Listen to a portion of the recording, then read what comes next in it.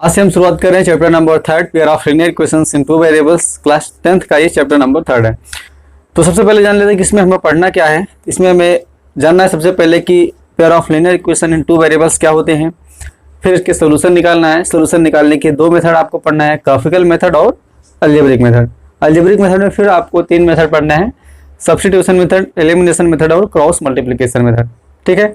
उसके बाद जो है reducible to pair of linear equation है, मतलब कोई इक्वेशन आपको दी गई है और वो लीनियर नहीं है तो आपको उसको लीनियर बनाना है, उसके बाद उसको सॉल्व करना है और फिर कुछ वर्ड प्रॉब्लम्स हैं। तो इतना हमें पढ़ना है इस चैप्टर में। तो शुरुआत करते हैं कि लीनियर इक्वेशन क्या होता है। सबसे पहले आप जानते हैं कि इक्वेशन क्या होता है। तो इक्वेशन की क्या पहचान होती है? इक्वलिटी। कहीं पर भी आपको कोई पॉलिनोमियल दिया है, अगर उस पॉलिनोमियल में इक्वलिटी लगी है तो वो क्या हो जाएगा? इक्वेशन बन जाएगा। सपोज जैसे कि हम ले लें 2x + 3, ये अभी क्या है? लीनियर पॉलिनोमियल है। लीनियर पॉलिनोमियल क्यों है? क्योंकि यहाँ पर वेरिएबल की हाईएस्ट पावर क्या है? 1 है, तो ये अभी लीनियर पॉलिनोमियल है। अगर हम इसमें इक्वलिटी लगा दें, इक्वल करके 0 कर दें, आप 0, 4 कुछ भी करिए, बस इक्वलिटी लगा दीजिए। इक्वलिटी जो है किसकी पहचान होती है? इक्वेशन की पहचान होती है। अब ये क्या बन गया? लीनियर इक्वेशन बन गया। अब देखिए इसमें वेरिएबल्स कितने हैं? 1 वेरिएबल है, इसका मतलब ये क्या है? लीनियर इक्वेशन इन 1 वेरिएबल है। ठीक है, लीनियर इक्वेशन इन 1 वेरिएबल है। अगर बात करें इसके सोल्यूशन की, तो इसका सोल्यूशन कैसे आएगा? सोल्यूशन क्या होता है? अननोन वेरिएबल्स की जो हम वैल्यू निकालें, अननोन वेरिएबल यहाँ पर क्या है? एक्स। एक्स की जो वैल्यू आएगी वही इस लीनियर इक्वेशन का सोल्यूशन होगा। कैसे आएगा? 2x + 3 = 0 है, यहाँ पर देखिए +3 है। अगर इसको हम राइट साइड में लेकर जाएंगे तो ये प्लस माइनस में चेंज हो जाएगा, तो हो जाएगा 2x = -3। ठीक है। अब यहाँ पर देखिए 2 x के साथ मल्टीप्लीकेशन में है, x के साथ मल्टीप्लाई है, तो अगर हम इसको राइट साइड में लाना चाहें तो ये इधर क्या हो जाएगा? डिवाइड हो जाएगा। तो x = हो जाएगा -3/2। x = -3/2 इस लीनियर इक्वेशन का सोल्यूशन है। अब देखिए जो -3/2 है ये सोल्यूशन यूनिक है। यूनिक कहने का मतलब कि एक ही सोल्यूशन होगा किसी भी लीनियर इक्वेशन के। अगर वो लीनियर इक्वेशन 1 वेरिएबल में है तो उसका सोल्यूशन यूनिक होता है। यहाँ पर आपको x = -3/2 के अलावा कोई वैल्यू नहीं मिलेगी जो इसकी इस लीनियर इक्वेशन को सेटिस्फाई करे। सेटिस्फाई कहने का मतलब कि आप x की वैल्यू इसमें रखिए तो LHS = RHS आ जाए। देखिए ये इक्वलिटी है, इक्वलिटी में जो ये साइड होती है इसको राइट हैंड साइड बोलते हैं RHS, और ये क्या होता है? Left hand side. Left hand side की वैल्यू क्या है? 2x + 3 और राइट हैंड साइड की वैल्यू क्या है? 0 है। आप x = -3/2 इसमें रखिए, देखिए क्या आता है? 2 × -3/2 + 3। देखिए यहाँ पर दो इधर गुणे में इधर भाग में है तो ये दोनों कैंसिल हो जाएंगे, तो हो जाएगा -3 + 3 कितना आ जाएगा? 0। ये क्या है? राइट हैंड साइड की वैल्यू है। जब हम x = -3/2 रखें इस इक्वेशन में तो हमें क्या मिल गया? 0, राइट हैंड साइड वाली वैल्यू। इसका मतलब हम कह सकते हैं कि x = -3/2 इस लीनियर इक्वेशन का सोल्यूशन है। ठीक है। तो यहाँ पर जो x = -3/2 है ये यूनिक सोल्यूशन है। ठीक है, यूनिक सोल्यूशन अभी मैं बताया कि कहने का मतलब कि इसके एक ही सोल्यूशन होंगे। लीनियर इक्वेशन इन 1 वेरिएबल में है तो उसके एक सोल्यूशन होंगे। अगर हम कहें कि लीनियर इक्वेशन इन 2 वेरिएबल्स में क्या होंगे तो क्या हो जाएगा? इसको हम लिख सकते हैं 2x + 3y = 6। अगर ऐसा हम कुछ लिख दें तो यहाँ पर देखिए कितने वेरिएबल्स हैं? 2 वेरिएबल हो गए। अब एक x एक y, और दोनों में हाईएस्ट पावर वेरिएबल की 1 है। इसका मतलब ये लीनियर इक्वेशन है। लीनियर इक्वेशन है और 2 वेरिएबल भी लीनियर इक्वेशन है। अगर बात करें इसके सोल्यूशन की, इसका सोल्यूशन हम देखिए, अगर हम कहें कि x = 1 और y = 3, यह इसका सोल्यूशन है, तो चेक करते हैं क्या ये इसका सोल्यूशन है। तो कैसे चेक करेंगे? x y इन दोनों की वैल्यू आप इसमें रख दीजिए, तो रखिए क्या आ जाएगा? 2 × 1 + 3 × 3 = 2 × 1 कितना आ जाएगा? 2, और 3 × 3 कितना आ जाएगा? 9। कितना आ गया? 11 आ गया, जो कि नॉट इक्वल टू है RHS। RHS की वैल्यू 6 है, LHS की वैल्यू 11 आ गई जब हमने x = 1 y = 3 रखा। इसका मतलब हम कह सकते हैं कि x = 1 y = 3 इसका सोल्यूशन नहीं है। ठीक है। सोल्यूशन निकालने के लिए अगर आपको कहें कि इसका सोल्यूशन निकालिए तो क्या करिए? आप x की वैल्यू रख दीजिए कुछ भी, x = 0, x = 0 रखिए। जब आप x = 0 रखेंगे इसमें क्या आ जाएगा? 2 × 0 + 3y = 6। इसकी वैल्यू 0 हो जाएगी, प्लस 3y इक्वल टू क्या आ गया 6, 3y इक्वल टू क्या आ जाएगा 6, y equal to 6 divide by 3 कितना आ गया 2, y की वैल्यू क्या आ गई 2 आ गई। x की वैल्यू जब 0 है तो y वैल्यू क्या आ गई 2 आ गई। तो यहाँ पर आपको देखिए कि एक वैल्यू x की और एक वैल्यू y की, ठीक है। इसके जो वैल्यूज मिलते हैं ना, पेयर ऑफ वैल्यूज होती है ना, एक x की एक y की, दो वैल्यू हमें मिल रही हैं। अब ये जो दोनों वैल्यू हैं ये इस इक्वेशन का सोल्यूशन है। कैसे है आप देख लीजिए, चेक कर लीजिए, कैसे पता चलेगा। x की वैल्यू और y की वैल्यू दोनों इसमें रखिए, इस इक्वेशन में। इस इक्वेशन को हम फर्स्ट मान ले रहे थे इक्वेशन। x की वैल्यू इसमें रखिए, y की वैल्यू, x की वैल्यू क्या है 0, y की वैल्यू क्या है 2। तो रखिए क्या आ जाएगा 2 इंटू 0 प्लस 3 इंटू 2, इसकी वैल्यू 0 हो जाएगी, प्लस 6 कितना आ जाएगा 0 प्लस 6 6 आ जाएगा, जो कि RHS के इक्वल है। जब हमने इस इक्वेशन में x इक्वल टू 0 और y इक्वल टू 2 रखा तो हमें क्या मिला LHS इक्वल टू RHS। इसका मतलब हम कह सकते हैं कि 0, 2 इसका एक सोल्यूशन है, ठीक है। इस इक्वेशन का 0, 2 एक सोल्यूशन है। अब आप पूछ सकते हैं क्या इसके एक ही सोल्यूशन होंगे या और भी सोल्यूशन होंगे। तो उसके लिए आप क्या कीजिए कि आप और भी सोल्यूशन निकाल सकते हैं, ठीक ना। सबसे पहले निकालिए। अब यहाँ पर देखिए x इक्वल टू 1 रख दीजिए या y इक्वल टू 1 लिख दीजिए, कुछ भी रखिए। तो x इक्वल टू जब आप 1 रखेंगे तो क्या आएगा, देखिए x इक्वल टू यहाँ पर 1 रखेंगे। अभी एक सोल्यूशन हमने क्या निकाला 0, 2, ये पहला सोल्यूशन हमने निकाला 0, 2। अब दूसरा सोल्यूशन निकालिए, x इक्वल टू 1 रखिए। इसमें x इक्वल टू जब 1 रखेंगे तो 2 into 1 plus 3y equal to क्या आ जाएगा 6। ये इसकी वैल्यू कितना हो जाएगी 2 plus 3y equal to 6, 3y equal to क्या आ जाएगा 6 माइनस 2, 6 माइनस 2 कितना आ जाएगा 4, 3y इक्वल टू कितना आ गया 4, y इक्वल टू क्या आ जाएगा 4/3। x इक्वल टू जब आपने 1 रखा तो y की वैल्यू क्या आ गई 4/3। अगर इसको हम कोऑर्डिनेट सिस्टम में लिखें तो क्या आ जाएगा 1, 4/3। अब देखिए क्या ये जो है ये वैल्यू इसकी सोल्यूशन है कि नहीं। कैसे चेक करेंगे, x की वैल्यू y की वैल्यू इसमें रख दीजिए तो क्या आ जाएगा 2 into 1 plus 4/3 into 3 into 4/3, 3 into 4/3 कितना आ जाएगा, 3 से 3 देखिए कैंसिल हो जाएगा, ये हो जाएगा 2 प्लस 4, 2 प्लस 4 कितना जाएगा 6, क्योंकि RHS के इक्वल है। यहाँ भी 1, 4/3 ये भी जो है इस इक्वेशन का सोल्यूशन है। हमने देखा कि 0, 2 भी सोल्यूशन है, 1, 4/3 सोल्यूशन है। इसके अलावा आपको ऐसे ढेर सारे सोल्यूशन मिलेंगे, ऐसे ढेर सारे सोल्यूशन मिलेंगे, ठीक है, ढेर सारे पॉइंट मिलेंगे जो कि इसके सोल्यूशन होंगे इस लीनियर इक्वेशन के। कहने का मतलब कि इसके जो सोल्यूशन होंगे वो इनफाइनाइट होंगे, अनंत रूप से अनेक हल होंगे। और यहाँ पर इसका ग्राफ अगर हम ड्रा करें, ठीक ना, 2x plus 3y equal to 6 अगर इसका हम ग्राफ ड्रा करें तो कैसे ग्राफ ड्रा करेंगे। इसके लिए हमें क्या 2 पॉइंट की जरूरत होगी, एक x एक्सिस पर, एक y एक्सिस पर, ठीक है। इसका अगर हम ग्राफ ड्रा करें तो कैसे ग्राफ ड्रा करेंगे, देखिए इसको, यह है y एक्सिस और यह है x एक्सिस। इस पर हम पॉइंट्स को लिख देते हैं 1, 2, 3, 4, 5, 6, 7 तक लिखते हैं। 1, 2, 3, 4, 5, 6। ग्राफ अगर आप ग्राफ पेपर पर बनाएंगे तो काफ़ी अच्छा बनेगा, ठीक ना। यहाँ पर बोर्ड में मैं आपको समझाने के लिए बना रहा हूँ, बाकी आप जो है ग्राफ पेपर पर बनाइए तो और अच्छे से बनेगा। यहाँ पर देखिए हमें इसका ग्राफ ड्रा करने के लिए क्या चाहिए, एक्स एक्सिस पर एक वैल्यू हम लेंगे और एक वैल्यू कहाँ लेंगे, वाई एक्सिस पर। उसके लिए हम x इक्वल टू 0 रखेंगे। x इक्वल टू जब आप 0 रखेंगे इसमें तो क्या आ जाएगा 2 into 0 plus 3y equal to 6, यहाँ से आ जाएगा 3y equal to 6, y equal to क्या आ जाएगा 2। पहला सोल्यूशन हमें मिल गया 0, 2। अब एक बार y इक्वल टू 0 रखिए, जब आप y इक्वल टू 0 रखेंगे तो क्या आ जाएगा 2 into x plus 3 into 0 equal to 6, इसकी वैल्यू 0 हो जाएगी। 2x इक्वल टू क्या आ जाएगा 6, this implies x equal to 6/2 कितना आ जाएगा 3।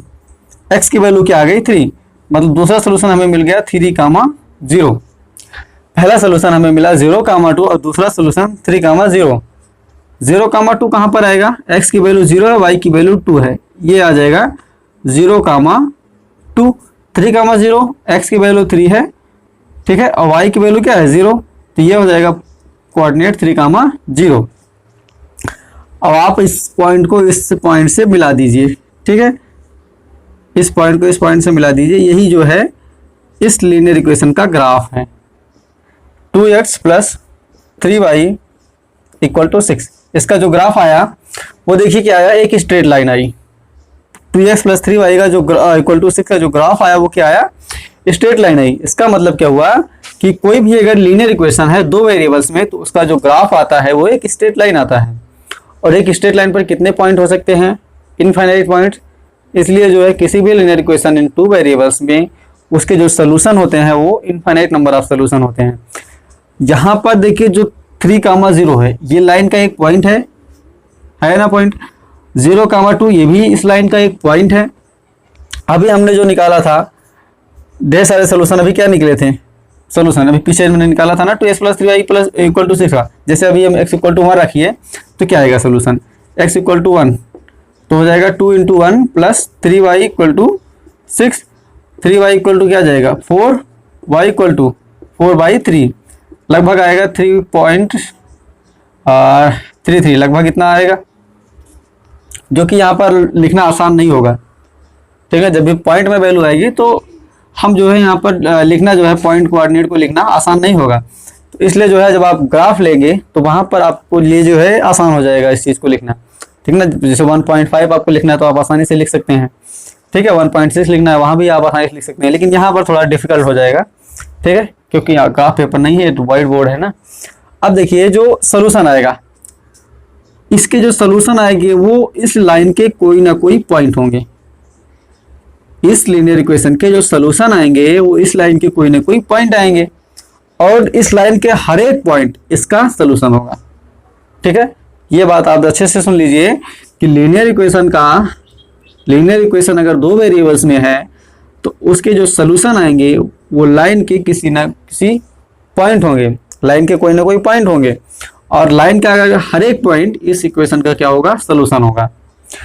दो चर में अगर रैखिक समीकरण है ना, दो चर में अगर रैखिक समीकरण है तो उसका जो ग्राफ आता है वो एक स्ट्रेट लाइन आता है।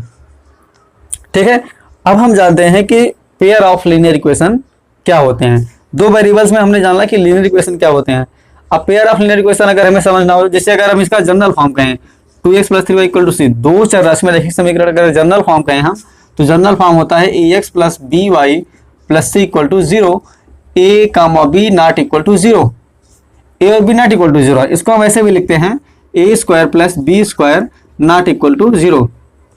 कोई भी अगर दो चर राशि में रैखिक समीकरण है तो उसका जो जनरल फॉर्म होता है वो होता है ax plus by plus c equal to 0। a comma b जो है 0 नहीं है, क्योंकि अगर a 0 हो गया तो अब ये क्या हो जाएगा, linear equation in one variables में हो जाएगा। ठीक है, अब linear equation in two variables क्या होता है इसको जानते हैं। दो चर राशि में अगर रैखिक समीकरण हम लिखते हैं तो क्या लिखते हैं, ax plus by plus c equal to 0, a not equal to 0, b not equal to 0। ठीक है, ये क्या है, दो चर राशि में रैखिक समीकरण। अगर हम दो चर राशि में रैखिक समीकरण युग्म की बात करें, pair of linear equation in two variables, यहीं पर हम हो जाएगा एक्स वाई तो सेम रहेंगे बट कांस्टेंट जो है चेंज हो जाएंगे। जैसे हम लिख दें कि a1x plus b1y plus c1 equal to 0, a2x plus d2y plus c2 equal to 0। यहाँ पर अगर हम दो इक्वेशन को एक साथ लिख देते हैं तो ये क्या है, pair of linear equations in two variables. यहाँ पर a1 b1 not equal to 0 है, ऐसे ही a2 b2 not equal to 0 है। इसको हम ऐसा भी लिख सकते हैं कि a1 square plus b1 square not equal to 0, a2 square plus b2 square not equal to 0, 0 के बराबर नहीं आएगा। ठीक है, तो दो इक्वेशन अगर हम इस तरीके से लिखते हैं तो उसको बोलते हैं pair of linear equations in two variables. यहाँ पर देखिए अगर हम लिख दें कि a1x, मान लो जैसे एग्जांपल अगर लिख दें 4x plus 3y equal to 12, 5x minus 9y equal to 6, ये दो इक्वेशन हमने लिखा है। ये क्या है, पेयर ऑफ लीनियर इक्वेशन है दो वेरिएबल्स में। ठीक है, अगर यहीं पर हम सपोज z कर दें, ये हो गया z। अब ये pair of linear equation in two variables नहीं है। कब होगा pair of linear equation in two variables, जब दोनों वेरिएबल्स सेम हो। जैसे यहाँ पर x है यहाँ पर y है तो यहाँ भी x y होना चाहिए। अगर ऐसा नहीं है तो pair of linear equation in two variables हम नहीं कहेंगे। ठीक है, मेन पहचान आप इतना ध्यान दीजिए कि जो वेरिएबल पहली इक्वेशन में रहेगा वही वेरिएबल सेकंड इक्वेशन में भी रहेगा। साइन चेंज हो सकता है, जैसे माइनस प्लस, इससे कोई मतलब नहीं, ये चेंज हो जाए कोई दिक्कत नहीं है। ए बी की वैल्यू चेंज हो जाए ए बी सी, जैसे यहाँ पर A2 B2 C2 है ना, तो 5 9 6 इसके प्लेस पे कुछ भी हो जाए, इससे कोई फर्क नहीं पड़ता। बस क्या फर्क क्या पड़ता है कि वेरिएबल्स जो है सेम होने चाहिए। यहाँ पर एक्स वाई है तो यहाँ पे भी एक्स वाई होना चाहिए, यहाँ पर अगर जेड वाई है तो यहाँ पे भी जेड वाई होना चाहिए। ठीक है, तो ये pair of linear equation in two variables नहीं है। अब बताइए क्या ये पेयर ऑफ लीनियर इक्वेशन है? 3/2x plus 3y equal to -6, 4x minus 9y equal to -7। क्या यह है pair of linear equation in two variables? बिल्कुल है। यहाँ पे भी x है, यहाँ पे y है, यहाँ भी x और y है। लेकिन अगर कहें कि 3/2x minus y equal to 4, 5z minus 6y equal to 9। अब यहाँ पर देखिए, यहाँ पर x, यहाँ पर y है, यहाँ पर z y हो गया। ये pair of linear equation in two variables नहीं है। ठीक है, तो आया समझ में pair of linear equation in two variables क्या होते हैं। अगर हम दो इक्वेशन को एक साथ लिखें तो हो जाएगा pair of linear equation in two variables. ठीक है, ध्यान देना है कि वेरिएबल्स जो है अगर पहले में x और y है तो सेकेंड में भी x और y होने चाहिए। अब देखिए, अभी मैंने बताया कि जो लीनियर इक्वेशन होता है दो वेरिएबल्स में, उसका जो ग्राफ आता है वो क्या होता है? स्ट्रेट लाइन आता है। ठीक है, अभी मैंने क्या बताया कि जो ग्राफ होता है linear equation in two variables, उसका जो ग्राफ आता है वो कैसा आता है? स्ट्रेट लाइन आता है। तो यहां पर देखिए क्या आएगा, यहां पर दो इक्वेशन है, इसका मतलब दो लाइन आएंगी, दो स्ट्रेट लाइन आएंगी, क्योंकि दो इक्वेशन को हम अगर एक साथ लिखें तो कितना आएगा? मतलब दो लाइन आएंगी। और दो लाइन अगर आप कहीं पर एक साथ दिखती हैं तो तीन पॉसिबिलिटी हो सकती है। दो लाइन आपको कहीं भी अगर दिखती है तो तीन पॉसिबिलिटी हो सकती है। पहली पॉसिबिलिटी क्या है कि वो दोनों लाइन एक दूसरे को इंटरसेक्ट करें। ठीक है, वो दोनों लाइन एक दूसरे को इंटरसेक्ट करें। दूसरी कंडीशन क्या हो सकती है कि दोनों पैरेलल हो सकती हैं। ठीक है, पैरेलल हो सकती हैं दोनों, यहाँ पर पैरेलल। ठीक है, और तीसरी कंडीशन क्या है कि दोनों एक दूसरे को कोइंसाइड करें। कोइंसाइड करने का मतलब कि जो फर्स्ट लाइन हो उसी के ऊपर, बिल्कुल ठीक उसी के ऊपर सेकेंड लाइन हो। ये तीन कंडीशन हो सकती हैं, तीन पॉसिबिलिटी। अगर हम pair of linear equation in two variables पढ़ रहे हैं तो दो इक्वेशन अगर हम पढ़ रहे हैं साथ में, तो दो इक्वेशन दो लाइन को रिप्रेजेंट करेंगी, और दो लाइन तीन तरीके से जो है पॉसिबिलिटी हो सकती है दो लाइंस में। पहला क्या होगा कि वो दोनों या तो इंटरसेक्ट करें, दोनों या तो पैरेलल हो, और या दोनों या तो कोइंसाइड करें। ठीक है, ये तीन पॉसिबिलिटी होती है pair of linear equation in two variables अगर है तो उनके ग्राफिकल रिप्रेजेंटेशन की। ठीक ना, अगर ये ज्योमेट्रिकल रिप्रेजेंटेशन हो गया, ये तो क्या है? अलजेब्रिकल रिप्रेजेंटेशन, और ये क्या है? Geometrical representation. जब भी हम ग्राफ बनाते हैं तो उसको ज्योमेट्रिकल रिप्रेजेंटेशन बोलते हैं, और जब हम ग्राफ नहीं बनाते हैं, वैसे ही एक्स और वाई में वेरिएबल्स में इक्वेशन लिखी रहती है तो अलजेब्रिक फॉर्म होता है। अब हम कोई प्रॉब्लम हमें दी गई है तो उसको अलजेब्रिकली और ग्राफिकली कैसे लिखेंगे उस पर जो है हम चर्चा करेंगे। एक क्वेश्चन लेते हैं, उसको दोनों तरीके से लिखेंगे, अलजेब्रिकली भी लिखेंगे और ग्राफिकली भी लिखेंगे। क्वेश्चन है यहाँ पर, the coach of a cricket team buys 3 bats and 6 balls for ₹3,900. Later she buys another bat and 3 more balls of the same kind for ₹1,300. Represent this situation algebraically and geometrically. ये question आपका, question में हमें क्या करना है कि इस question को अलजेब्रिकली रिप्रेजेंट करना है और ज्योमेट्रिकली रिप्रेजेंट करना है। अलजेब्रिकली रिप्रेजेंट करने के मतलब कि इसमें हम वेरिएबल्स इंक्लूड करें, एक्स और वाई, कुछ भी आप वेरिएबल्स इंक्लूड करें, बस वेरिएबल्स होना चाहिए।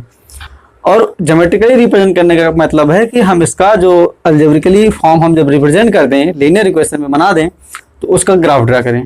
ठीक है, तो सबसे पहले हम इसको अलजेब्रिकली रिप्रेजेंट करेंगे, उसके बाद इसका ग्राफ बनाएंगे। यहाँ पर देखिए कैसे करेंगे। 3 बैट का और 6 बॉल का प्राइस जो है कितना है? 3,900। हमें एक बॉल का नहीं पता कितना है, तो हम क्या करते हैं, एक बॉल का x मान लेते हैं। ठीक ना, एक बैट का x मान लेते हैं और एक बॉल का y। सपोज या let solution, let price of one bat का प्राइस हम मान लेते हैं ₹x। ठीक है, अब price of one ball, price of one ball वो हम मान लेते हैं रुपीज वाई। अब इसके अर्थ से हम इक्वेशन बनाएंगे। देखिए एक बैट का प्राइस कितना है एक्स, तो 3 बैट का प्राइस कितना होगा 3x हो जाएगा। ठीक है, जैसे आप एक का अगर आपको कोई दिया रहता है, एक का प्राइस दिया रहता है और ज़्यादा का निकालना रहता है तो आप क्या करते हैं मल्टीप्लाई करते हैं। ये यूनिटरी मेथड में आप पढ़े होंगे, ठीक है ना, क्लास छोटी क्लास में क्लास 8 में ये सब यूनिटरी मेथड आप पढ़ते थे। तो वहाँ पे आपको पता होगा कि अगर एक का हमें दिया है और ज़्यादा का निकाल रहा है, ज़्यादा का पूछ रहा है, तो हम क्या करते हैं मल्टीप्लाई करते हैं। एक का हमें कितना है x, तो 3 का कितना हो जाएगा 3x।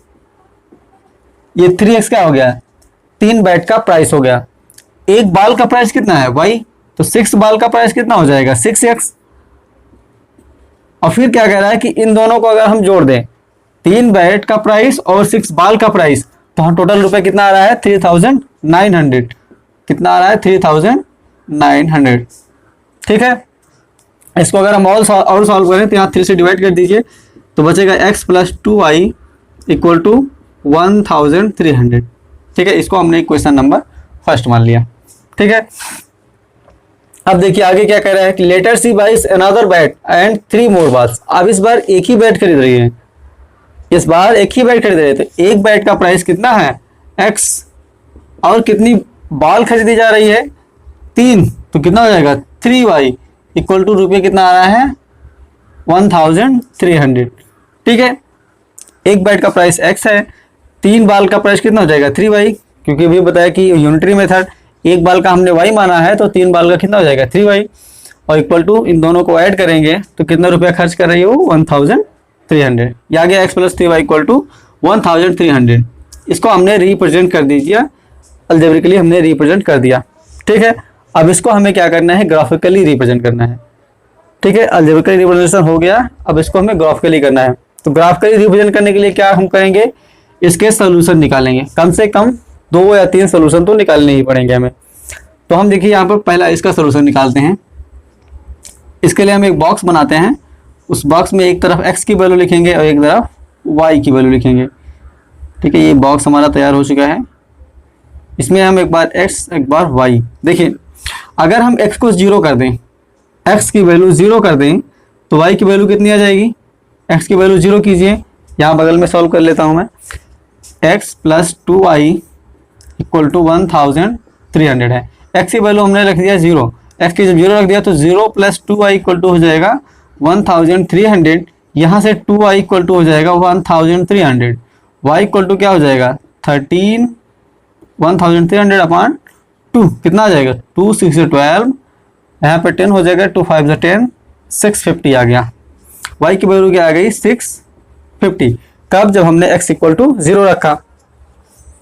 अब एक बार y = 0 रख दीजिए। जब y = 0 आप रख देंगे तो x की वैल्यू कितनी आ जाएगी, y = हमने 0 रख दिया, ये वैल्यू 0 हो गई तो x = कितना आ जाएगा 1300। हमें एक x एक्सिस पर पॉइंट कोऑर्डिनेट मिल गया, एक y एक्सिस पर। ठीक है, अब हम इस इक्वेशन के लिए बॉक्स बनाएंगे और x और y की अलग अलग वैल्यूज निकालेंगे। ठीक है, इसके लिए भी बॉक्स तैयार हो चुका है। यहाँ पर ए x है, ए y है। चलिए देखिए x + 3y = क्या है 1300। देखिए अगर हम y को 0 करें, y को अगर हम 0 करें तो x की वैल्यू हमें क्या आ जाएगी 1300। y की वैल्यू अगर हम 0 करें तो x की वैल्यू क्या आ जाएगी 1300। लेकिन अगर हम x 0 करें तो y की वैल्यू हमें होल नंबर नहीं मिलेगी। 13/3, हाँ 3 जो है ये दोनों कटेगा नहीं पूरा, ठीक ना, होल नंबर हमें नहीं मिलेगा। इसलिए हम x को 100 मानेंगे। x को क्या मानेंगे 100 मानेंगे। जब हम x को 100 मान लेंगे तो क्या आ जाएगा 100 + 3y = 1300। ठीक है, यहाँ से 3y = हो जाएगा 1300 माइनस 100 क्या आ जाएगा 1200। 3y = y = क्या आ जाएगा 400। ठीक है, x = जब हमने 100 माना तो y की वैल्यू क्या आ गई 400 आ गई। यहाँ पर लिख देते हैं x = जब हमने 100 माना तो y की वैल्यू क्या आ गई 400। अब एक वैल्यू हम और निकालते हैं। ठीक है, थोड़ा सा और इसमें इंक्लूड कर देते हैं। x = इस बार हम ले रहे हैं 400, देखिए 200 अगर लेंगे तो फिर नहीं कटेगा। x इक्वल टू मान लो अगर 200 ले लो तो 200 plus 3y equal to 1300। 3y equal to क्या हो जाएगा 1300 माइनस 200 कितना आ जाएगा 1100, जो कि 3 से डिवाइड नहीं होगा कम्प्लीटली, इसलिए जो है हम इसको क्या मानेंगे 400, तभी हम जो है डिवाइड कर पाएंगे कम्प्लीटली इसको। तो x इक्वल टू हम ले रहे हैं 400। ये आपको देखना है ठीक ना कि किससे जो है कटेगा कम्प्लीटली। x की वैल्यू हम क्या माने कि जो है ये डिवाइड हो जाए अच्छे तरीके से, इसीलिए जो है हम इसको 400 मार रहे हैं ताकि डिवाइड हो जाए, हमें होल नंबर मिले, y की वैल्यू हमें होल नंबर मिले, तभी हम जो है पॉइंट कोऑर्डिनेट को अच्छे से लिख पाएंगे। तो यहाँ से जब x इक्वल टू आप 400 मान लेंगे तो 3y इक्वल टू क्या हो जाएगा 1300। 3y इक्वल टू क्या हो जाएगा 1300 माइनस 400 कितना आएगा 900। 3y equal to 900, y equal to 300। x की वैल्यू जब हमने 400 लिया, x की वैल्यू जब हमने 400 लिया तो y की वैल्यू क्या आ गई 300। चलिए बहुत वैल्यू निकाल लिए, अब हम क्या निकालेंगे इसका ग्राफ ड्रा करेंगे। ठीक है, ग्राफ में देखिए हम x एक्सिस में 200 200 प्लस लेंगे, जैसे ये हो गया हमारा x एक्सिस, ठीक है, ये हमारा x एक्सिस हो गया और ये हो गई हमारी y एक्सिस।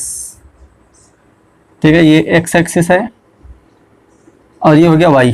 इसमें हम एक वैल्यू को 200 के करीब ले रहे हैं, क्यों ले रहे हैं क्योंकि यहाँ पर देखिए 1300 तक हमें जाना है तो इसलिए 200। तो ये क्या हो जाएगा 400, ये 600, 800, 1000, 1200, 1400, बस 2 4 6 8 10 12 14। इधर ही हम 100 ही मानेंगे, 100, 200, 300, 400, 500, 600, 700, 800, क्योंकि y की वैल्यू देखिए कहाँ तक आ रही है 650 तक। y की वैल्यू 650 के अंदर ही वैल्यू 300 है या 400 है, तो 650 के अंदर ही है सारी वैल्यूज। और x की वैल्यूज कहाँ तक है 1300 तक, इसलिए जो इसको हम 1400 तक लिख दिए। अब इन्हीं पॉइंट कोऑर्डिनेट की हेल्प से हम क्या करेंगे ग्राफ को ड्रा करेंगे।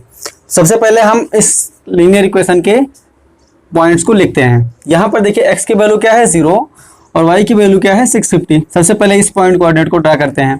तो देखिए 0, 650, x की वैल्यू 0, y की वैल्यू 650। यहाँ पर देखिए 700 है, ये क्या है 800, ये 600 है 700।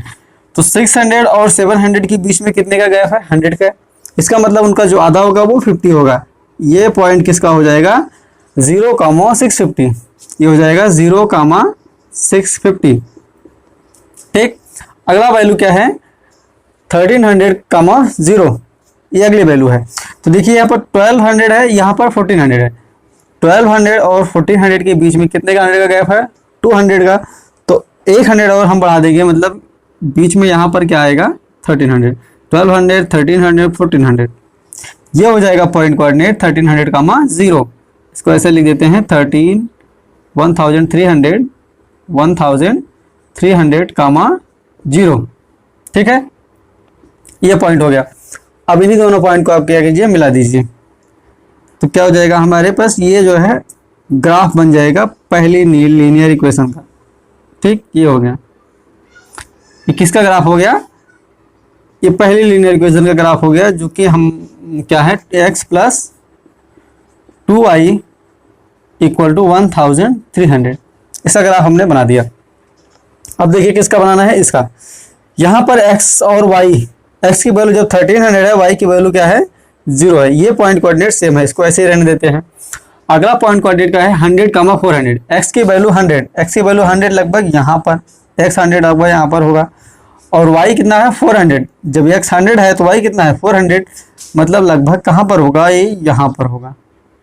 ये वैल्यू होगी किसकी 100, 400 की, ये होगा 100, 400। y की वैल्यू 400 है और x की वैल्यू क्या है 100। अगला क्या है 400, 300। 400 मतलब x की वैल्यू 400 और y की वैल्यू 300।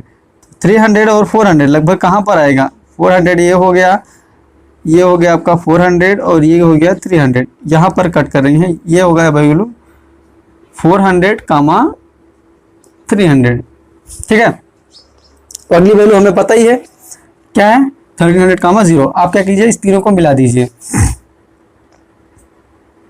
मिलाइए तीनों को, ये होगा, ठीक है।